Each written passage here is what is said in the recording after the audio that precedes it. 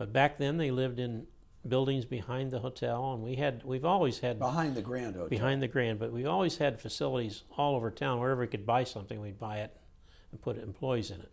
But other hotels and restaurants doing the same thing. But did they send them up to the property behind your hotel? No, they were in the same as we are today. All of us are scrambling all the time. I see. And if there's a house for sale somewhere, over the years, one of the hotels buy it, and that's become somewhat of a local problem, and they don't.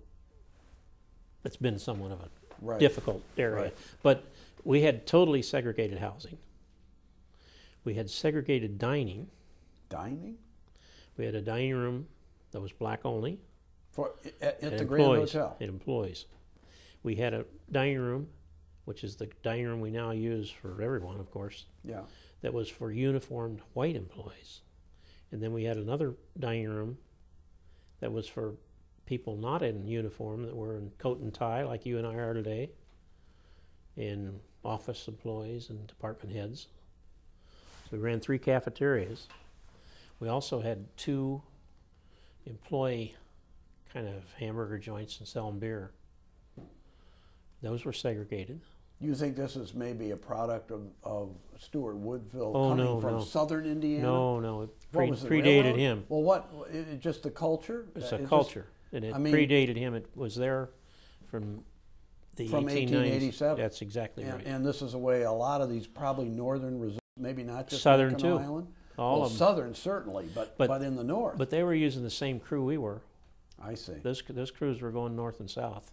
But it was the culture. Yeah, and the crews weren't treated any differently in the north, really, than they were in the south. Same even deal. though we fought a civil war like 30 years before. Very true.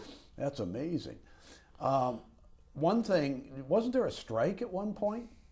Well, we've had, I guess over the years we probably had several. The one that I know is I was a kid, and I was living in the house I now live in, which was my uncle's home. He always lived in the back building, and he was peculiar in some ways. He slept late in the morning, but he stayed up late at night. And he was up at the hotel, probably at midnight or 12:30, and he went up to the quarters where the black waiters and had lived. And in part of the stable building upstairs, they had established a gambling facility of their own, and women and all. I mean, it was a wide open baby. Segregated gambling. That's right. Okay. And well, there was a place downtown that did the same thing. Yeah, sure. And women too. Wow. So the old man didn't like that evening that he was up there, and I was a kid very much. I had to be 19 or 20, and I'd gone to work in the morning like I normally did. I was working in the kitchen, and but he got up there that night and said, well, to the head waiter, he said, this is over. We're not going to have any more gambling. We're not going to have any more drinking up here. We're not going to have any more women up here. It's over. So the waiters came down in the morning, and they relayed this information to him, and they served breakfast, sort of. And about 10:30, decided there'd be no lunch. Whoa. So the manager, Nick Bicking, was a capable man, and he tried to call the old man, and the old man turned his phones off all the time, and so he sent me down. He said, you got to wake him up and tell me what the hell to do. So I go down there, knock on his door. I said, hey, I got to talk to you. Okay, come on in. And he lived in the back room of the back building in that place.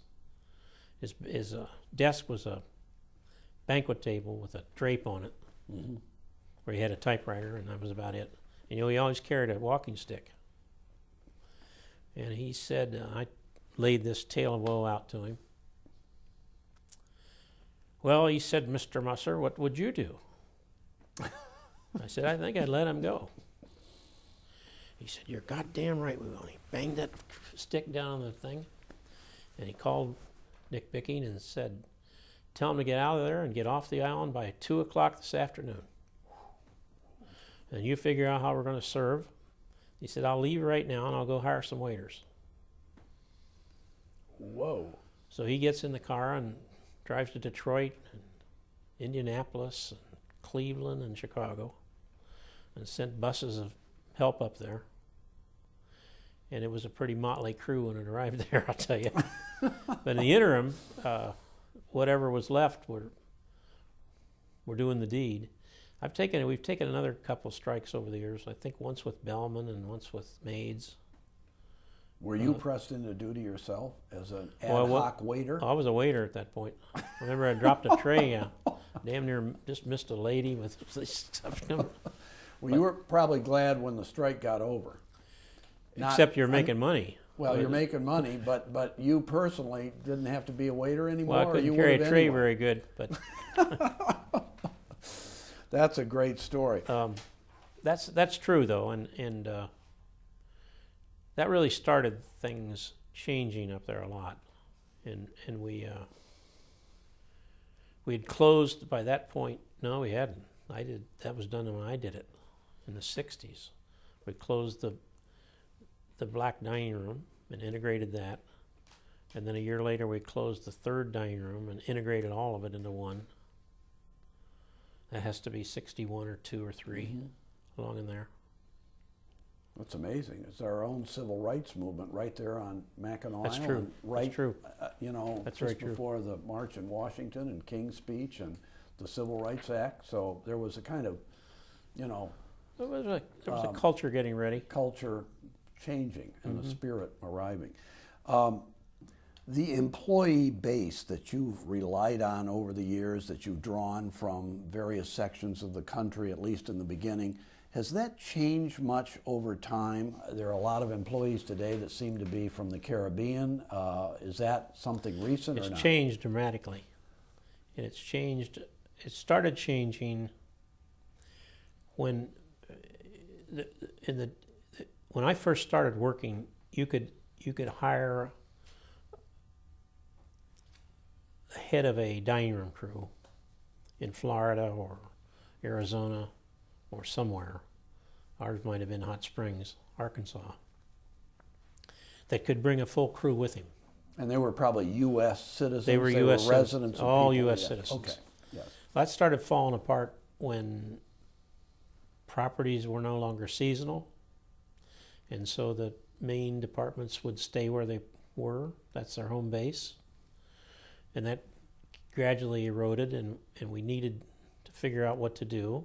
So you mean these people wanted to stay in Arizona or Florida That's and right. not have a home? They're traveling without their families, without their wives. And they were able to get year-round work in those areas. So why go north? You had so many seasonal places in Florida and all through the South that became year-round properties. I mean, we're a freak now to be seasonal. There are not many of us left. So you're floundering So the around. whole thing was changing, and my friend at the homestead in Virginia said to me, probably in the 70s, it was in the 70s, early 70s. He said, "I want to tell you, we got some Jamaican waiters, and it's a wonderful thing." I said, "How do you do that?" So he told me what you do. So we did that, and we brought in 10 men. And it was a wonderful thing. Our 10 men were not received very well by their American coworkers. So you had some other American coworkers who were also maybe African American? That probably African But they resented the Jamaicans? That's exactly right. Huh. So we finally, we kept increasing the number of Jamaicans. And I would guess in